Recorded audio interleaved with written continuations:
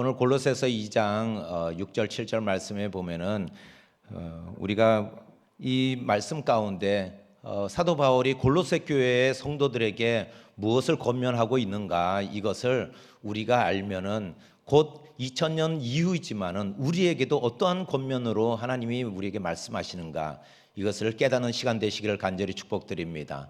먼저 첫째, 그리스도 예수라고 이야기하고 있습니다. 오늘 6절 말씀에 보면은 그리스도 예수를 주로 받았으니 이렇게 말씀하고 있습니다. 그리스도 예수를 주로 받았다고 이야기하고 있습니다. 골로새 성도들에게 사도 바울이 편지를 하면서 그리스도 예수를 주로 받았으니 이 말씀하면서, 받았으니 이 이야기는 이미 예수 그리스도를 나의 구주로 고백하고 있다는 거죠. 즉 이 이야기는 믿음의 성도들이라는 겁니다. 너희들은 하나님을 믿는 믿음의 성도들이다, 이렇게 편지에 권면하고 있는 것이죠.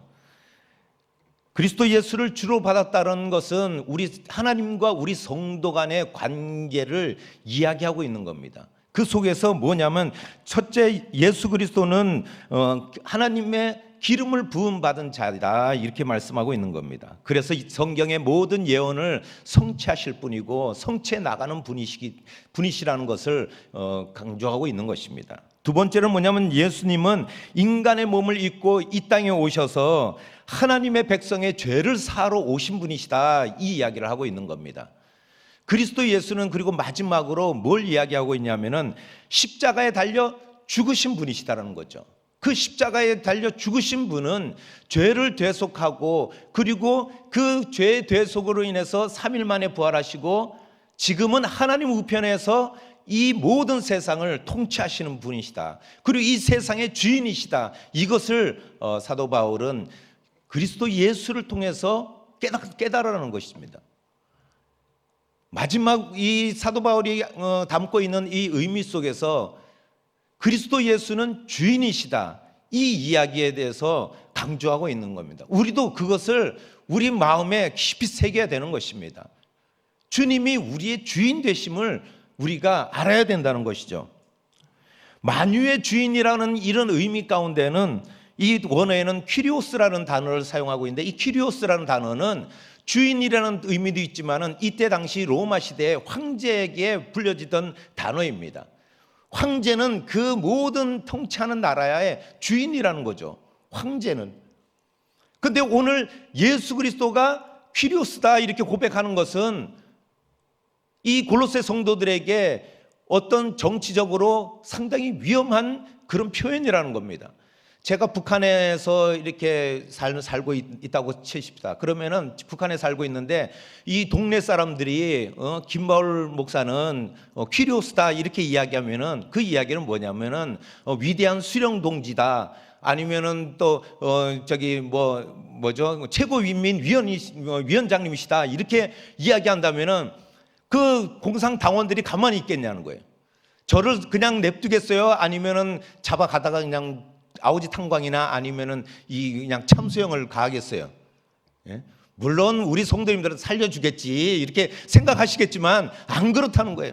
당장 죽임을 당할 수 있는 상황이라는 거예요. 그렇듯 골로새 성도들에게 이 주님이 누구시냐? 퀴리오스라는 거죠. 주인이라는 거예요. 황제라는 거예요.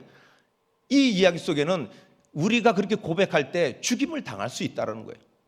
우리가 어떠한 위험에 처할 수도 있고 감옥에 갇힐 수 있는 그런 상황을 이야기하고 있는 겁니다. 과연 우리는 그리스도 예수를 주인으로 모시고 있는가? 이 이야기는 우리가 주인으로 삼고, 그리고 그 예수 그리스도 한 분만을 우리가 의지하고 믿고 따를 수 있냐는 거예요. 이런 질문을 하는 거예요. 예수님 한 분으로 우리는 만족하십니까? 예. 별로 아직도 그냥 그게 와닿지 않죠? 예수 그리스도 한 분만 의지하시겠습니까? 예수 그리스도 한 분만을 바라며 가시겠냐는 거예요.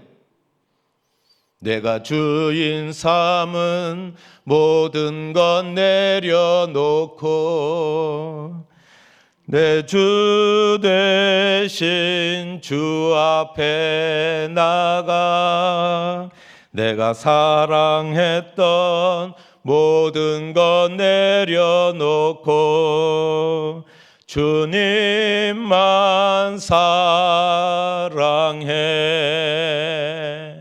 주님만 사랑할 수 있냐는 거예요.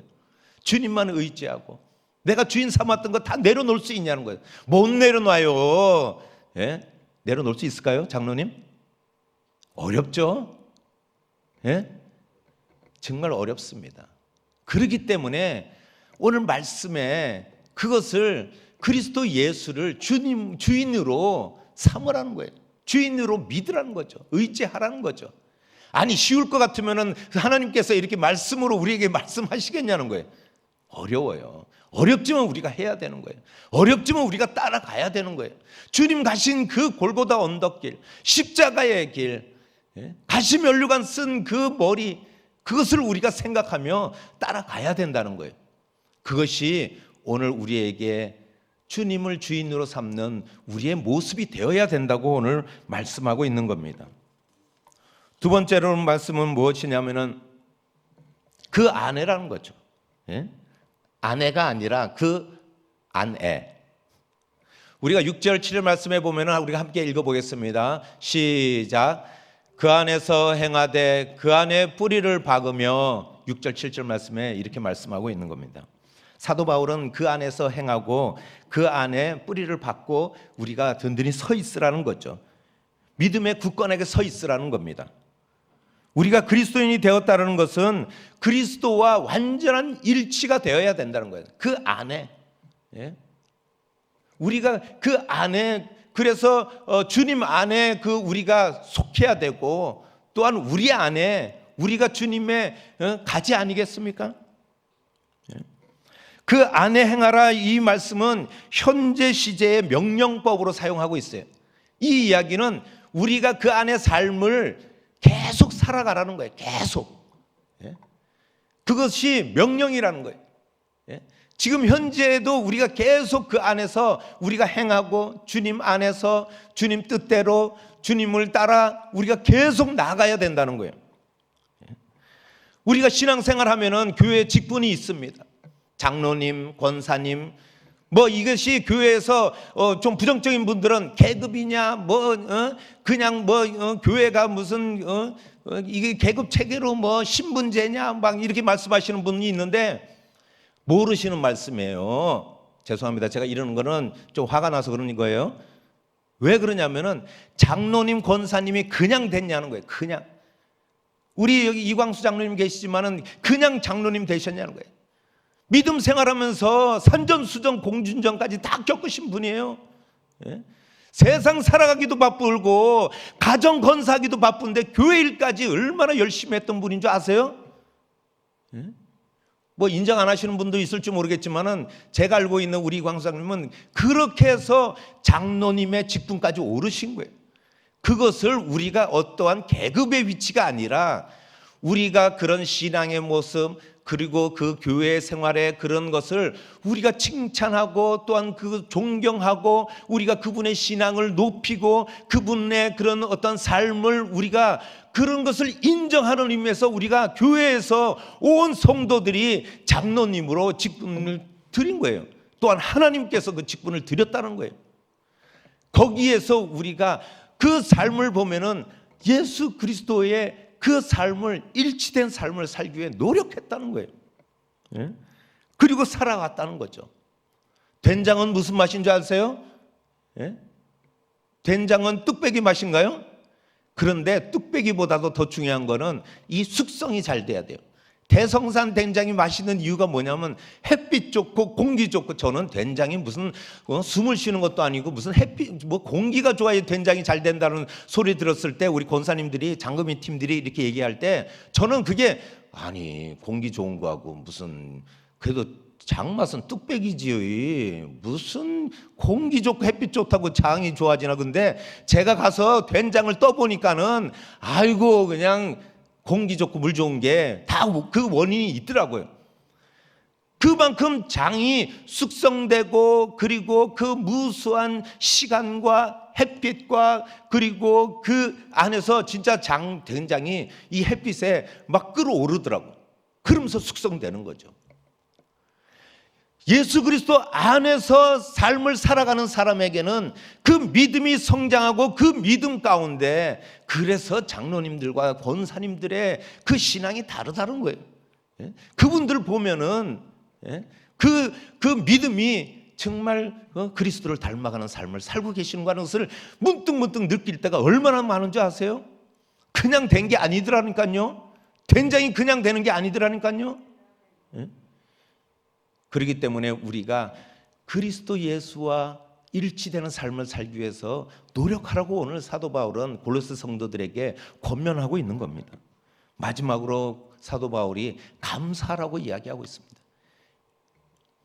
7절 말씀, 감사함을 넘치게 하라, 이렇게 말씀하고 있습니다. 그리스도인이 가져야 될 그 덕목 중에 하나가 감사라는 거예요. 그런데 저는 우리가 영어로는 땡큐, 일본말로는 아리가또, 중국말로는 셰셰, 맞나요? 셰셰? 어쨌든 이 감사라는 이 단어가, 이 감사가 왜 중요한가? 아이고 그냥 세상 사람들은 다 하는 거예요. 감사 이렇게 하면은 고맙습니다, 감사합니다, 세상 사람들 다 하는데 이게 뭔 중요하냐? 그런데 이 말씀 속에서 보면은 우리가 7절 말씀에 믿음에 굳게 서서 감사함을 넘치게 하라, 이 말씀을 하면서 이 단어에 엔아우테라는 단어를 첨가해서 원어에 보면은 이 단어를 쓰면서 믿음이 있는 사람이 감사하는 것이, 그 감사가 진실된 감사라는 거예요. 그리스도 예수 안에서 하는 그 감사라는 거죠. 이것이 왜 중요하냐면 믿음 없이 그냥 우리가 하는 감사는 세상 사람들하고 하는 감사와 똑같다는 거예요. 그러나 그 안에 믿음으로 예수 그리스도와 일치된 삶을 사는 그 그리스도인들이 그 안에 믿음 가운데 감사하는 것이, 이게 진실된 믿음의 사람의 감사라는 거예요. 이 감사가, 그렇기 때문에 이 이야기 속에 저는 말씀을 묵상하면서 정말 그렇구나, 제 자신을 돌이켜보면은 정말 어렵고 힘들 때는 기도 나오나요? 안 나와요. 감사 나와요? 아니, 감사거리가 있어야 감사를 하지. 아니 무슨 내가 오늘 뭐가 고맙냐고, 뭐가 그런 생각이에요. 그러나 우리가 하나님과 일치되고 하나님의 사람으로 변화되고 우리가 성령 체험을 하게 되면은 무엇이 변하냐면, 첫째 기도할 때 회개가 터져 나와요. 그리고 기도할 때 우리가 간구도 하지만은 또한 하나님을 찬양하고 하나님을 높이며 그 가운데 하나님이 주신 은혜를 발견하게 되더라니까요. 은혜를 발견하며 하나님이 주신 것을 감사하게 돼요. 감사하게 돼요. 감사가 사라졌던 저의 인생 가운데도 정말 어려운 상황이지만은 그래도 감사한 것을 발견하게 되더라는 거예요. 돈 없을 때 건강까지 잃어봐요. 그래도 이렇게 건강함이 얼마나 감사해요. 그래도 건강 잃었는데 그래도 믿음 없어 봐요. 믿음 없어 봐요. 믿음 없으면 아무 소망 없다니까요. 그래도 믿음 주신 게 얼마나 감사한지. 그래도 내 주변에 가족들 주시고, 또한 그나마 또 오늘 살아갈 수 일용할 양식을 주시는 얼마나 감사해요. 얼마나 감사. 오늘 그러면서 오늘 사도 바울은 이 이야기 속에서 뭐냐면은 시냇가에 심은 나무와 같이 뿌리를 받고, 그리고 잘 지어진 건물과 같이 세움을 받아서 믿음에 굳건하게 서라고 이야기하는 거예요. 그러면서 마지막 권면이 뭐냐면 넘치게 감사하라는 거예요. 넘치게 감사하라는 거예요. 이 이야기 속에는 감사거리가 있을 때만 감사하는 것이 아니라 없을 때도 우리가 감사할 수 있는 것은 뭐냐면, 그것이 바로 하나님의 은혜를 발견하고 하나님의 은혜에 대해서 우리가 표현하는 거예요. 하나님의 은혜구나. 감사하지 못하는 사람은 하나님도 보이지 않는다는 거예요. 하나님 보일 때 뭐가 보이는지 아셨어요? 물질 달라고 할 때 물질이 나에게 왔을 때 하나님이 보이고, 건강 달라고 할 때 건강이 나한테 찾아왔을 때만 하나님이 보인다는 거예요. 그 위에는 하나님이 보이지 않아요. 하나님 떠나 살아요. 하나님이 안 계셔도 괜찮아, 그때는. 그렇기 때문에 오늘 사도 바울은 그 감사는 믿음과 밀접한 관계가 있다. 믿는 자에게 감사로 나아갈 때 그 감사가 결국은 하나님께서 우리를 내버려 두시겠냐는 거예요. 결국은 우리를 그냥 그 고통 중에 그냥 던져 버리시겠냐는 거예요. 그렇지 않다는 거예요. 하나님을 찬양하는데, 하나님을 아버지라고 부르는데, 하나님을 붙들고 매달리는데, 아니 하물며 이 땅의 아버지도 주시는데 하늘 아버지께서 안 주시겠냐고 이렇게 말씀하시는 하나님께서 냅두겠냐고요. 요즘 코로나의 시대이고, 또한 우리 자영업하시고, 또한 직장이 어렵고, 또한 우리 가정의 모든 그런 상황들이 어려운 상황들이, 기도 제목 없는 성도님 없습니다. 그러나 오늘, 어제도 우리가 추수감사절을 지냈지만 우리가 이 감사의 계절에 하나님께서 나에게 주신 은혜가 무엇인가, 그리고 또한 나에게 주실 은혜, 또한 영원한 삶을 주실 그 은혜, 이것을 기억하자는 거죠. 믿음의 사람은 아직도 아니어도, 믿음의 사람은 아직도 안 주셨어도, 믿음의 사람은 아직도 해결받지 못했어도, 그래도 우리가 감사거리를 찾을 때 하나님께서는 우리의 감사 찬양을 들으시고, 그 감사하는 모습 속에서 하나님은 오늘도 은혜를 준비하고 계신 줄 믿습니다. 믿음으로 기다리세요. 조금만 참아보세요. 인내할 때 그 장맛이 깊어지듯이 우리의 믿음도 인내할 때 그 믿음이 깊어지며, 그 믿음이 진짜 정금과 같은 믿음으로 우리 안에 하나님이 함께 하실 줄 믿습니다. 조금만 참고 기다리고, 조금만 더 기대해보고, 조금만 더 한 걸음 더 나아가 보면은 분명히 하나님께서 만나주시고 우리에게 기적과 같은 일을 경험케 하실 줄 믿습니다. 오늘도 믿음으로 감사거리를 찾으시며 그 감사를 통해 기적을 체험하시는 우리 모든 성도님 되시기를 예수님의 이름으로 축복드립니다. 예수님의 이름으로 축복드립니다. 기도하겠습니다. 사랑해 주님, 감사합니다.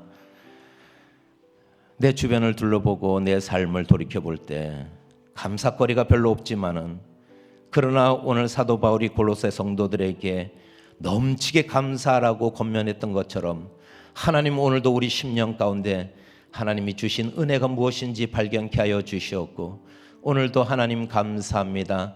하나님 감사합니다. 우리가 이렇게 고백할 수 있게 하여 주시옵소서. 감사가 넘쳐나게 하여 주시고, 감사가 사라졌다면 다시금 감사가 우리에게 임하게 하여 주시고, 또한 하나님을 우리가 찾게 되는 역사가 있게 하여 주시옵소서. 오늘도 예배하는 우리를 기억하여 주시고, 이 예배를 받으시며 우리의 찬양과 우리의 고백을 들으시는 하나님, 오늘도 우리에게 한량없는 은혜를 더하여 주셔서 어려운 시기이지만 이 암울한 시기를 잘 통과하게 하여 주시고, 인내하며 견디며 기도하며 나아갈 때 기적을 베풀어 주시옵소서. 감사드리오며 예수님의 이름으로 기도하옵나이다. 아멘.